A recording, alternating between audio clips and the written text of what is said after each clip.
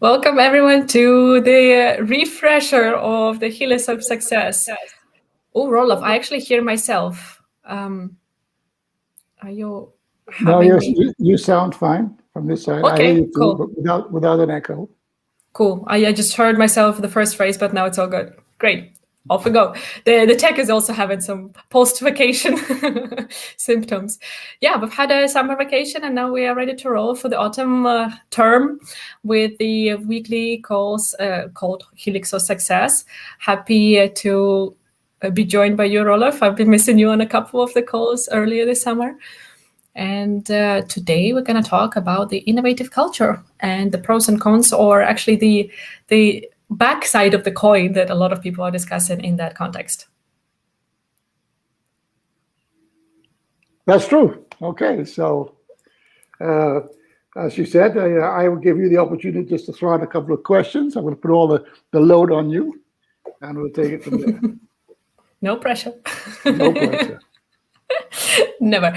Well, I picked this topic. I usually pick them randomly, right? So it's not like I was sitting and scrolling and deciding myself. But when the random number get to this topic, it's based on the article in Harvard Business Review, HBR.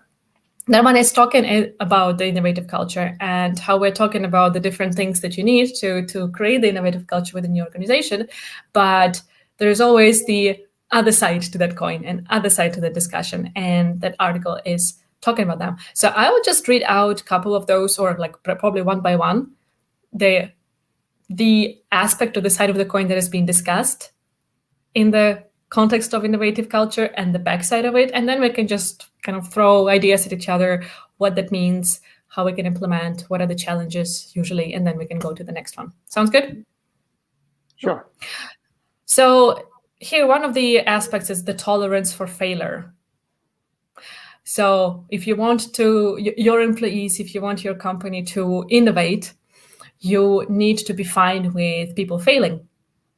And the author is putting the backside of the coin as intolerance for incompetence. So, Rolf, what do you have to say about intolerance for incompetence? The reason, first off, obviously, that's a good question. Why would you be? I mean, isn't that the same thing as saying, tolerance for failure? And the answer is of course. Otherwise, there wouldn't be an entire article about it. But the answer is no. And incompetence is in fact possibly tolerance of incompetence is possibly the most dangerous thing in terms of trying to promote a innovative culture. Possibly one of the worst things there, because if people are doing their best to and taking risks, because really this is and I think we can get very close to the risk discussion, because innovation. I mean, the discussion, of course, innovation is hard work.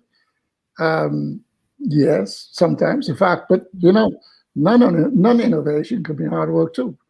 People can be working, putting tremendous amounts of hours of working really hard, and perhaps even being productive.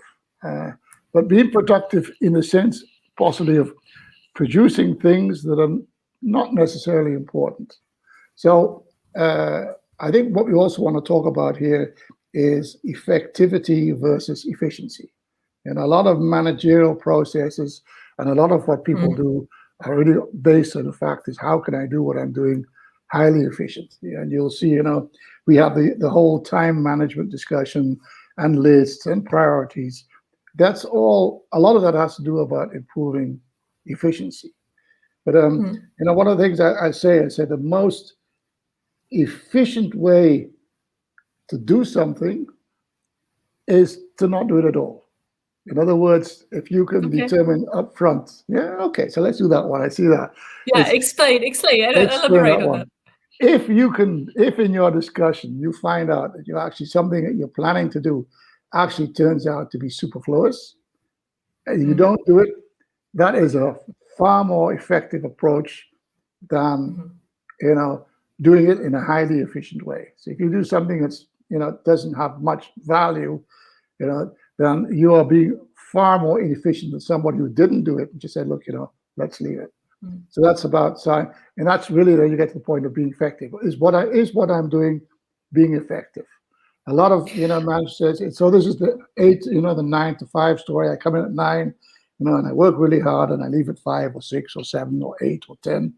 And they, well, I put a full day of work in, and how effective were you? What were the results? Somebody might have come in and spent, decided everything you did that day really wasn't that important. It really wasn't that effective. And in fact, a lot of work does really fall into this category. It's work fills the time available. We know that. You go into an organization, everyone is always busy. How well tuned is that? That just the amount of work is absolutely 100% identical to what needs to be done.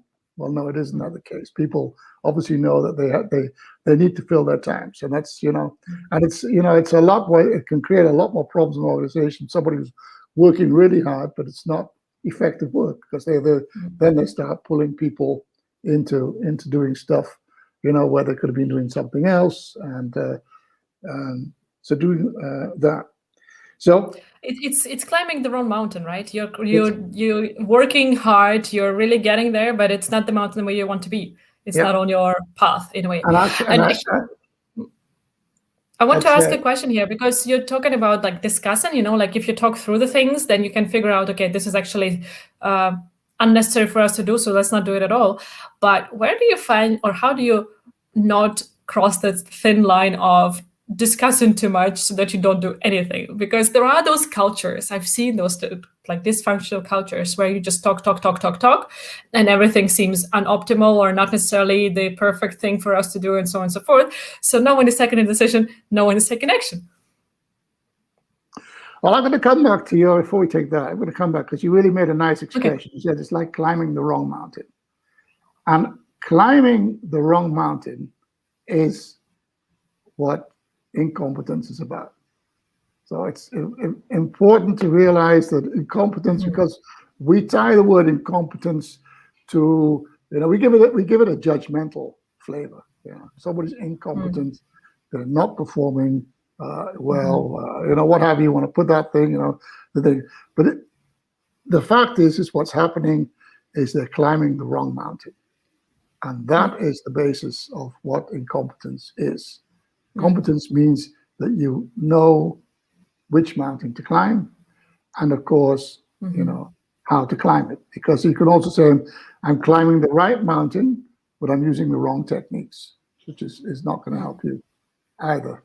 But I think here is where innovation can be, right? When we know we're climbing the right mountain, and okay, maybe the tools, we need to still be competent about which tools, but we don't know all the path, and we are figuring out the optimal path there. And that's where innovation, that could be the visual for the innovation, I would say. Or would you disagree? No. I mean, it's so innovation means that you're continually looking around you to see which path makes the most sense. Yeah. Okay. And we agree. And also being flexible, and it's a balance, because if you change your direction every 5 meters, you're not going to go anywhere. On the other hand, if you continue on a path which is, which we say, look, we're doing this path because we agreed to do it, but you're seeing that things are showing you that you should be taking a different path, then you're not being innovative either. So there is this balance of are you, do you change every 5 minutes, or do you not change at all? Where is that? That's difficult. There isn't any, that's really dependent on the terrain around you. If it's a very flat terrain, let's put it that way, you won't have to take those decisions because you can see far ahead of you. If it's very rocky and you can't see more than 5 meters ahead of you, then you're going to have to change every couple of meters. Decide, okay, look, we go left, we go right, what have you there. And I want to come back to something else that you mentioned, which is which I think is interesting, is the aspect of psychological safety. Now, we all know, and we've had discussions on this, that you want to introduce psychological safety so that people can feel free to explore their failures, explore what went wrong, without feeling that it reflects on them as a person. And I think it's pretty, I'd almost say standard that people realize that psychological safety is important. And I think I've said this before. One of the first things I do when I'm mentoring or coaching a group is to bring in psychological safety.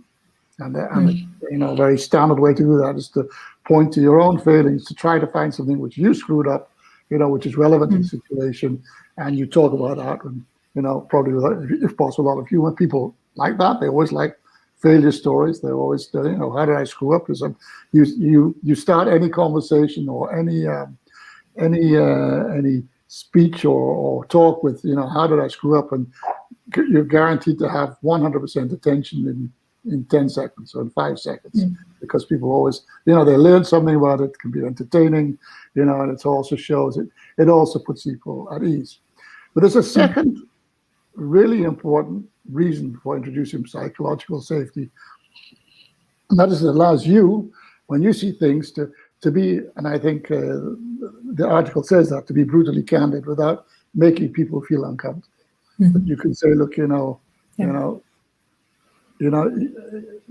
screwing up here. This is this is, and maybe you wouldn't use the word incompetence because there's just too much, I guess, judgmental value tied. It's loaded, yeah. Yeah, it's a loaded term, but basically what you're saying, look, here, what you're showing here is this is not something and maybe it's not, you'd say something I expected. You would not necessarily have to say the words, but what you are saying is that, we need to look at this in detail, because this is not going as I hoped it would. This is not going as I hoped it would. And what you want, of course, is that people are open to that, but also not only are open to that, but are, that you actually, and you have to put a fine line here, that they realize that they've let you down. So it's a very subtle line, but that they or they themselves sort of come to the conclusion that they've let you down. And here it's interesting. I'll just ask a question. Quite some of my podcast interviewees, guests, were talking about that. Whenever there is a failure of the team, for example, they need to fire someone because that person is not delivering. I'm still in the summer mode. Delivering, or they are not a culture fit. The leader is looking at themselves and thinking, what is my failure in here? Where have I failed this person? Where have I failed my team? So how do you, again, it sounds like a thin line there between taking too much on yourself and holding the person accountable. You see, so that you actually still keep responsibility where it belongs. There's a sentence in the article which struck with me, and it said, you take the risk, I take the blame. And that's fundamental, and that should be if the team understands that that's your mindset. It doesn't matter because to other superiors, if we screw up here, even if you screw up, it doesn't matter. I'm the one who takes the blame. It's my responsibility. There's no way that I will point my finger to you and say, well, look, you screwed up. Not to the outside world. I mean, but I will tell you, you screwed up. And it's not a question just I telling you screwed up. You intervene to say, look, how do we, this is and this is maybe say it differently. You say, look, this is a screw up. This is something here has not gone as well. How do we fix this? And can we fix this? And the can we fix this, of course, is how do you hope to fix it? And then in that discussion, it could be the case that somebody comes and figures out that, and it could be that, you could say, look, it's my fault because I put you in a role, which you weren't properly trained for. You didn't have the expertise. I didn't adequately vet the situation. So I mean, and it can be, and I've been in those situations, and they weren't, in that sense, they weren't painful, because basically it was this. I said, look, this isn't working, and I think these are the reasons. What do you think? And and either they can say, look, we could try and fix this, or let's see what we can do. And if that happens, and you can do that the first time, you might see that there's an opportunity to fix it or improve the situation. But it might be that it fails again, and then sometimes what I've had up to now is generally that at least half of the time people say, look, I'm probably in the wrong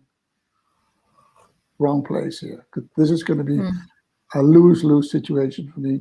It probably makes sense that I do something else. I get, and it doesn't mean that necessarily have to be fired, or I think maybe they move to a different department. It might be, but also it might be the case that and say, look, let's see if we can find somewhere else. What would be a good thing for you? I mean, I've gone into that situation where you start helping people to find a new job, and you're helping them in that, looking at that, and you can figure out, well, how can I get you a good reference that will, which will highlight your strong points for a job that you can do well. And so you actually try to boost that confidence. Say, look, the issue is that you've been in the wrong place, in the wrong. Now and then, once I've had a situation where for example, I remember one. This is a different kind of incompetence, but it's, in a sense, it's got incompetence. That was that the team felt threatened by one of the team members, and who showed aggressive behavior. That was and when it came to me, I was project manager. When it came to me, it turned out it wasn't the first time that it happened. Once or twice before, but the team had discussed it. The third time, and to me, it was immediately he left the building the same day, the same afternoon, within an hour. It was, there are some things you just say, look, this is outside scope, and then you do really, you say, look, this is a form of incompetence, if you want to call it that, of dysfunctioning, that you just cannot tolerate, and you just have to just say, okay, we cut the cords, here's your salary for the coming 2 months or 3 months, whatever it was, and that's it. I think, or not I think, I know it from some of my clients that those kind of conversations have been avoided because people are taking it personally. The leader is taking it personally, that they will not be liked, and that threatens their identity, that threatens their feeling of their own value. And that's why I emphasize so much that we need to work on our own, on the leadership of self. I actually have a different view, that when you do this kind of thing, in other words, where you hold people accountable to that, other people who are doing their best appreciate that a lot. So they're really happy. So in other words, people being called out because they're being incompetent, or they're not doing what they should be doing. So I mean, the idea of being nice, say, okay, let's not worry about that. People who are doing their best do not, they just feel, look, why am I making my effort there? Because if you think he or she is, he or she is not doing the best. I'm doing my best, but you treat us the same. That means that you don't appreciate that I'm trying, that I'm really trying, because you just don't care whether there's a difference, really. And so the idea that people find that nice because no, it's not. People do not find it nice if you, and this is just it's in sports. This is very obvious. In sports, if people underperform, it's obvious. You see it there, and you will see that this kind of behavior, if somebody is continually, if you're doing a relay race, and person number 4 is really slow, there's no way you can cover it up. So, you have to go to that person and say, look, you're not performing as well as you should. as well as we need. You know, and what's the issue? You know, I mean, you know, let's look at your training scheme. Yeah, if you find out that person, I mean, for example, is going out every night and drinking alcohol, I mean, that's something you'd say, okay, once, you know, okay, this is that's over and out. And if they continue on that path, you know, you will take them out immediately. So that's the brutality, I would say, the brutality of accountability. Let's put it that way. The brutality, that's a nice word, brutality of accountability. You know, you need to hold people accountable, but people, generally speaking, especially if your goal is to hold them accountable in order to improve their performance. That's it. It's not just holding people accountable. It's holding people accountable in order to improve their performance. Those words, you need to add that. People, generally speaking, do not have a problem with that. You know, especially if you've built psychological safety, especially if you put out the thing is that, you know, I take the risk. You know, it's, you know, if this fails, if this project fails, there's no way I'm gonna. You don't have to say it explicitly, but in your actions, they will know soon enough. I mean, if you never, you know, in a group session, you never point the finger to anybody and say, look, this isn't working as a thing. So obviously, I'm going to have to do something here, you know, because it's my failure at the end of the day.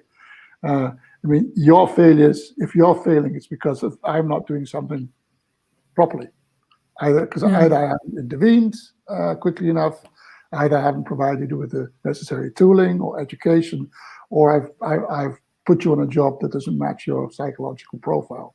Whatever, you know. So you start off with it's my mistake, and then you take it and say, look, but you know, it's obviously being reflected in you, through you. So what do we do about it? So again, you're holding yourself accountable on what was on your plate as a leader, but at the same time, the person also has to take action and do their work. Yeah, and I think on solving the problem. Yeah, and I think it's good that you said. I mean, I don't think I've been that conscious of it, but it's often good that you start off with your own accountability. You know, so you say, look, you know, so you say, look, you know, I've failed somewhere here, and if you're a good leader, people feel bad about that.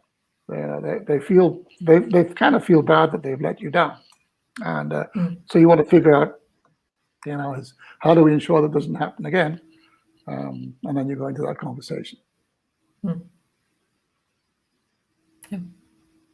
Yeah, it's always showing that it's not a blame game. It's really that we all want to find a solution so that you perform at your best, and that affects the team in the best way possible. I see a comment here that came. Sorry, go ahead. Yeah, and it's again, this is the interesting point here. Again, it's yes, you perform at your best, but also, and this is where innovation and the competence for, you know, is and you perform well enough, because it could be that you're performing at your best, but you know, life can be tough, and sometimes your best isn't good enough.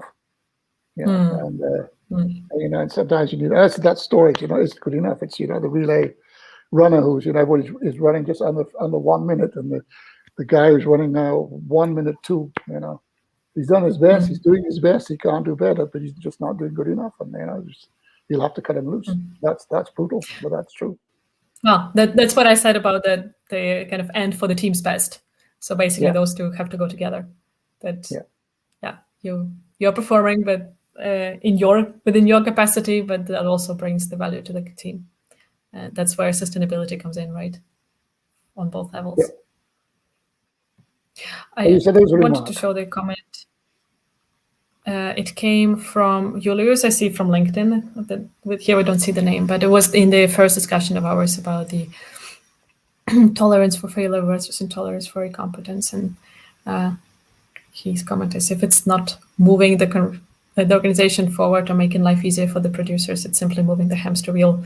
It's a waste of time and effort, or effort and time. And I like this, that you're moving, but that's the hamster wheel. I like that visual as well. That basically you always need to think about it. Like, are you moving for the sake of moving, or are you moving because that actually brings you to the top of the right mountain in the right way?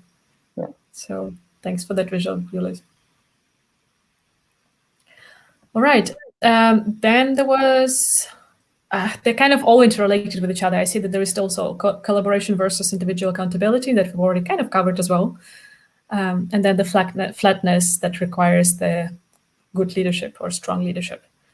Do you have any thoughts to add on that one? Yeah, there's this discussion about, and I've seen that one also, is about, as a leader, should you get into detail? Are you then, are you being unnecessarily controlling? And there's two things here that you actually, as a leader, you actually do want to get into detail. You do want to understand what people are doing. Not because you're controlling them, because one, it's you're curious. You should be naturally curious and just interested in what they're doing. But what you do want to do, this is where you see that people, managers, sometimes go wrong. They say, okay, look, I'm going to leave the detail to you, but then they do the decision making. And it should be actually the other way around. You should be involved in the details, but try to push decision making down as low as possible. So yes, I'll work the details with you. Maybe that will help. Maybe I've got the experience, what have you, the sparring partner. Maybe I see some things that you may not see. But then I don't take over the decision making process. I try to push. And in fact, the reason I work the details with you is in order to help you to take the decision on your own. So you want to make sure that you delegate the decision making as much as possible, but that does not mean that you do not worry or think or talk about the detail. That's a thought I'd want to put on the table also. That's an interesting one, and I think it's important because that's what many leaders see as a necessity to give away the details to show their trust that way. Let's say it that way. Yeah. And it's an interesting thought twist there, Roloff. Yeah, and that's right. So exactly think. Okay, it's Reagan. President Reagan used to say that in the 80s when he was doing the arms controls. It was trust but verify. You should validate or verify.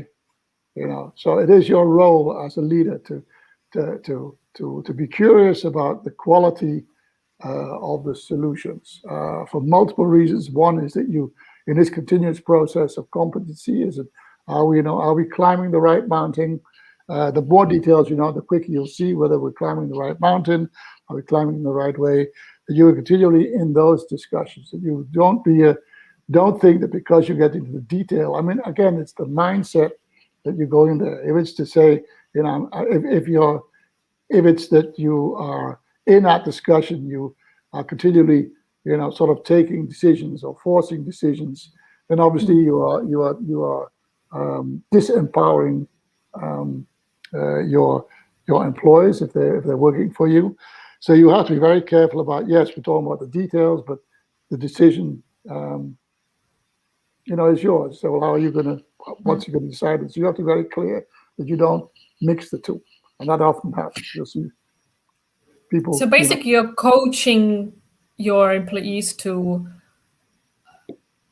go through those details in a way that will help them take the decision, right? Yeah. That's what you mean by talking about the details. Yeah. It's not about interrogating them, but it's more about helping them see how you would like them to look at those details, right? From which perspectives, so that they take care of the different dimensions or the different effects of their potential decision. Yeah. So to help them, you want to put it there to help them become more competent. That's your goal, to make them be more effective. To go. That's why you discuss those details, and you want to give them as much decision-making power as possible, because that also improves their effectivity and their competence. So that's where you want to. That's the conversation. What's left for you then, as a leader, if everyone is taking decisions and it's all working quite well? What's your job then? What's left for you as a leader? Well, they don't take all decisions. There are decisions I mean, as a leader, you set up the framework of how these processes work. You set up the culture. You decide who's going to be working on what. I mean, those are all decisions that stay with you. They don't devolve. They don't go down there. So there's more than enough decision making that I mean, as a leader, you're really thinking every day, how can I delegate this? You don't have to worry about decisions coming up. There are enough. You're trying to push them away. That's your job. Try to devolve them into the organization, and then when that comes up, new decisions come up, and you try to it's a continuous process going on there. So yeah, I just wanted to raise that question because I thought that it might be one of the questions from the audience. Great. I don't see any more comments or questions in the feed, so I would I've say got one remark, so I'll bring that, yeah. and that's the idea, because I think it's sometimes mentioned, and that is and it's called celebrating failure, and that's a misnomer. That's wrong. You don't want to celebrate failure. You want to celebrate learning from failure. You want to see actually what you're doing is you want to celebrate learning, and failures can sometimes be a very high learning experience, and but sometimes it's not. And if it's not, then you if you haven't learned anything from that failure and haven't adapted, adjusted, improved, what have you, then there's nothing to celebrate. So that's another aspect around this innovative aspect. So a tolerance for failure does not mean, oh, we failed, so whoopee. It means we tried something, we failed, but this is what we've learned. So so the next time we try this is what we're going to do differently, and that's what we should celebrate. So you're celebrating, what you've learned. You celebrated the fact that ideally, because of that failure, you become more competent. So another way you could say it is you're celebrating competence improvement. That's what you're trying to celebrate. So put that also on the table. Words matter. I actually was once asked in a podcast interview, what's the biggest failure I've done so far? And I really struggled with that question because I was like, yes, I fail, but I learn. and I made some conclusions for myself, and there are some experiences that helped me. So I couldn't answer the question, and that's the thing. But I would probably still, for simplicity of things, say failure in some context like that. But for me, learning is part of the failure experience. But I understand from your comment, I understand that that's not the norm for everyone. So it's important to clarify those things and really talk about them so that everyone understands what we mean. So thanks for that remark as well, Rolof. Yeah, and actually that's one of the techniques that you can reframe the question, and it's one of the techniques actually when if you're applying for a job, when you're asked, I mean, it's one of the sort of standard questions, what would you consider your biggest failure? But you reframe the question to say, what was the failure where I learned the most from? And that's because then you reframe the question to what was that moment in time where I thought I improved my competence by the largest amount, and that's and so you give the question a lot more value than just a failure that was a failure where you didn't learn anything. There's no sense discussing, to be honest. That's because it brings no value to the conversation. And I guess it's about words that matter. I'm pretty sure the podcast host meant the learning experience as well, but he didn't specify it clearly in his question. And then for me, I got stuck in that formulation. And that way, I talk a lot, and I see that you pay attention to the words a lot as well, Rolof, because they matter, right? And that is what can help us be on the same page and build the psychological safety, for example, and be able to collaborate with each other and be honest with each other or not.